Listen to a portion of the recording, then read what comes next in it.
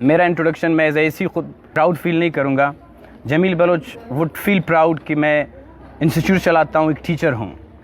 मेरे बहुत से स्टूडेंट्स 100+ हो सकते हैं जिनको मैंने अच्छे जॉब्स में वो ऑफिसर बने हैं, अच्छे जॉब से पहुँचे हैं, स्कॉलरशिप्स ली हैं। मैं ये देखने आया था कि हमारे बच्चे सोचते क्या हैं, परफॉर्म करेंगे नहीं करेंगे, वेदर वो ख़ुद को कुछ समझते हैं, यानी टीचर्स ने उनको इतना काबिल बनाया कि वो स्टेज तक आए। और आज मैंने देख लिया, इकबाल आप सिर्फ जर्नलिस्ट नहीं हैं, ये काम जो आप कर रहे हैं this is more than anything, ये किसी भी चीज़ से आगे है।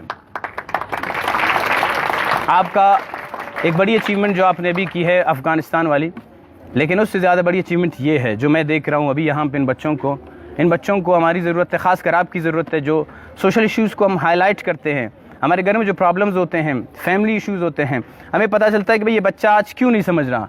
घर में किसी ने इसको डांटा होगा, रास्ते में आते हुए किसी बच्चे को बाइक में देखा, वो अपने अब्बू के साथ आया और मैं पैदल आ रहा हूँ। इस तरह के कुछ डिप्रेशंस होते हैं इन बच्चों के माइंड में, इनको सिर्फ़ और सिर्फ टीचर ही बता सकता है कि नो, ये मैटर नहीं करते हैं।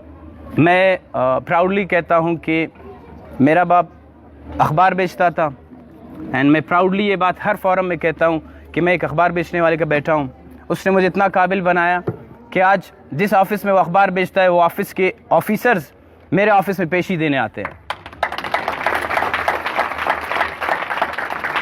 इसीलिए जितने भी यहाँ पे बैठे हैं, अपने आप को किसी से कमतर नहीं समझना है। यू कैन डू इट, आप कर सकते हो।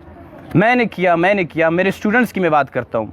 एक दिन मैं एकेडमी में बैठा था, 2014 की बात है, तो मेरे ऑफिस के सामने से मेन रोड सरियाब रोड है, तो कोई बच्चा पापड़ करारे वाला जो नहीं होता, वो डेला उसके साथ होता है, वो पापड़ वाला था। बहुत अच्छी आवाज़ में पापड़ करारे वाली आवाज़ है, वो बेचने वाली, सेलिंग वाली, वो पुकार रहा था। तो मुझे शाम का टाइम था, मैं ब्लैक टी बहुत ज़्यादा पीता हूँ। मैंने क्या रहा ब्लैक टी के साथ पापड़ करारे भी हो जाए। टीचर्स को मैंने कहा इसको बुलाओ। तो खैर वो बच्चा आया मेरे पास, बातों में बच्चे का टैलेंट मैंने देखा। मैंने कहा भाई पढ़ते क्यों नहीं हो? तो वो कह रहे थे कि सर अफोर्ड नहीं कर सकता हूँ, घर में प्रॉब्लम्स हैं, फाइनेंशियल इश्यूज़ हैं।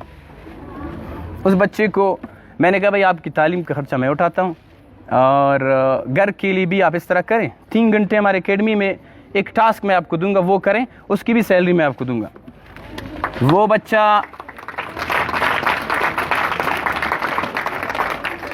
बच्चा अभी एक दिमाग बन चुका है, एक ब्रेन है।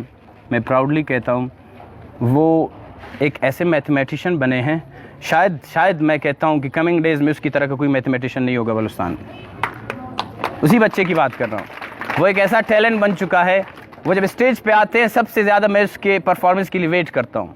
कभी मुझे मौका मिला मैं उसको ज़रूर लाऊंगा यहाँ पे। मेरा बहुत ख़ास स्टूडेंट है। इस तरह के बहुत से स्टूडेंट्स हमने बनाए हैं। मैं सिर्फ ये कहता हूँ कि ये पैसे, ये दीज आर नथिंग, ये एजुकेशन से रिलेट नहीं करते। अगर कोई स्टूडेंट मुझे कहता है कि सर मैं फाइनेंशियली अफोर्ड नहीं कर सकता हूँ और मेरे प्रॉब्लम्स हैं, मैं इसीलिए नहीं पढ़ पा रहा हूँ, so this is dam shit. मैं इस चीज़ को बिल्कुल भी एक्सेप्ट नहीं करता, क्योंकि मेरे पास फ़ीस नहीं था, मैंने पढ़ा। मैंने किस तरह पढ़ा मुझे पता है। स्ट्रेटजीज़ अपनाओ, तरीके अपनाओ। अगर लाइब्रेरी नहीं जा सकते हो, गली के कोने में बैठ के पढ़ सकते हो, रात को कोई नहीं होता, 2 घंटे निकालने में कोई इशू नहीं है। हमेशा लेम एक्सक्यूज़ेस बनाते हैं हमारे स्टूडेंट्स और फिर पढ़ाई उनकी रुक जाती है। किसी को देखो फिर कहीं पे बस ड्राइवर बनाए, कभी कैलेंडर बनाए। ये हमारी अपनी कमज़ोरियाँ हैं। दिमाग की जो लेवल है उसमें हम पूरी यूनिवर्स हम उसमें डाल सकते हैं।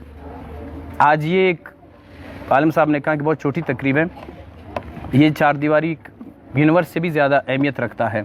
यहाँ पे ये बच्चे, ये टैलेंट और जिस तरह से परफॉर्म कर रहे थे, रियली मैंने ये सोचा नहीं था कि खुशदार में इकबाल आपके स्कूल में इस तरह की परफॉर्मेंस होगी।